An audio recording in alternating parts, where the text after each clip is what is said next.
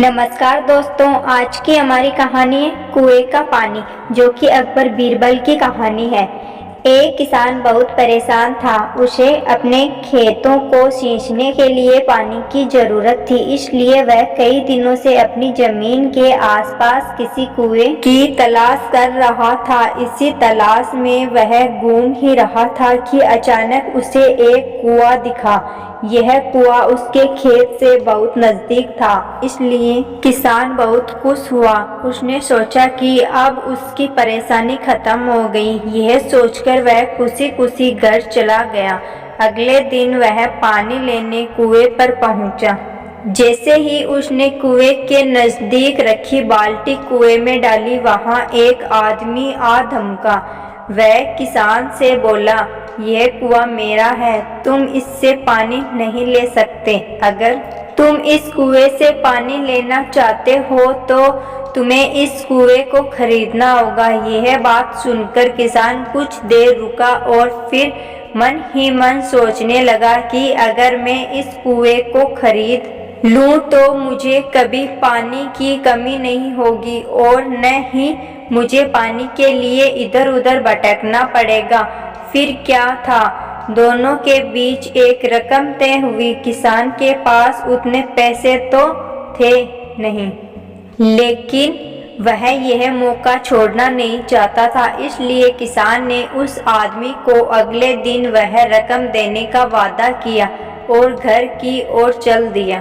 किसान के लिए कुआं खरीदने का यह अच्छा मौका था, इसलिए वह इस काम में जरा भी देर नहीं करना चाहता था। घर पहुंचते ही उसने अपने करीबियों और दोस्तों से इस बारे में बात की और कुएं के लिए तय हुई रकम का इंतजाम करने में जुट गया।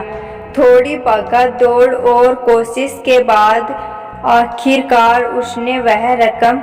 अब वह पूरी तरह से निश्चित हो चुका था कि उसे कुआं खरीदने से कोई नहीं रोक सकता। जमा हुए पैसों को लेकर वह फिर घर से चल दिया। उसे बड़ी बेसब्री से इंतजार था कि कब रात खत्म होगी और वह कुआं खरीदने जाएगा।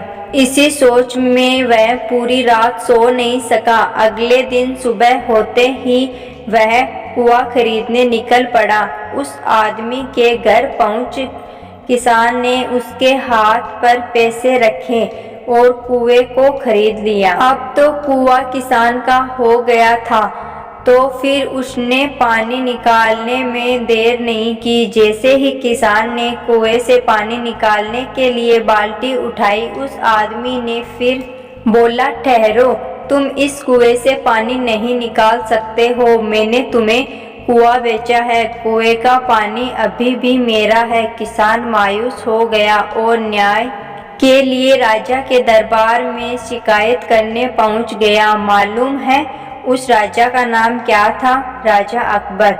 राजा अकबर ने उस किसान की पूरी कहानी सुनी और फिर उस आदमी को दरबार में बुलाया जिसने वह कुआं बेचा था।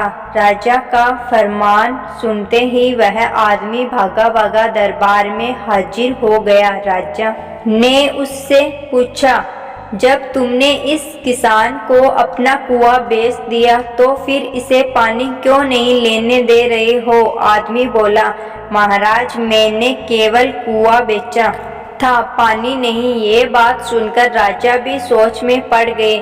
उन्होंने कहा कि बात तो ये पते की कह रहा है, कुआं बेचा है, पानी तो नहीं। काफी देर सोचने के बाद जब इस समस्या को सुलझाने में वह नाकाम हो गए तो उन्होंने बीरबल को बुलाया। बीरबल बहुत ही बुद्धिमान था, इसलिए राजा अकबर किसी भी मामले पर फैसला लेने से पहले उसकी राय जरूर लेते थे। बीरबल ने एक बार फिर दोनों से उसकी समस्या पूछी। पूरी बात जानने के बाद बीरबल ने उस आदमी से कहा, ठीक है, तुमने कुआं बेचा, पानी नहीं। फिर तुम्हारा पानी किसान के कुएं में क्या कर रहा है? कुआं तुम्हारा नहीं है, फौरन अपने पानी को कुएं से बाहर निकालो। बीरबल का इतना कहते ही उस आदमी को समझ आ गया कि अब उसकी चालाकी किसी काम नहीं आने वाली। उसने राजा से फौरन माफ़ी मांगी और माना कि कुएं के साथ उसके पानी पर भी किसान का पूरा अधिकार है। यह देखकर राजा अकबर ने बीरबल की बुद्धिमानी की तारीफ की और कुआं बेचने वाले आदमी पर धोखेबाजी के लिए जुर्माना लगाया। सीख: अपने आप को दूसरे से अधिक चालाकी नहीं समझना चाहिए। साथ ही धोखा देने की आदत से भी दूर रहना चाहिए, क्योंकि कोई ऐसा भी हो सकता है जो आपसे भी अधिक बुद्धि का इस्तेमाल करना जानता हो। ऐसे में आपका धोखा पकड़ा जाएगा और आपको अपने किए का भुगतान करना होगा, जैसे इस कहानी के अंत में कुआं बेचने वाले आदमी को करना पड़ा। उम्मीद करती हूँ दोस्तों मेरी आज की ये कहानी आपको अच्छी लगी होगी। अगर कहानी अच्छी लगी है तो वीडियो को लाइक, सब्सक्राइब और शेयर करना ना भूलें। धन्यवाद।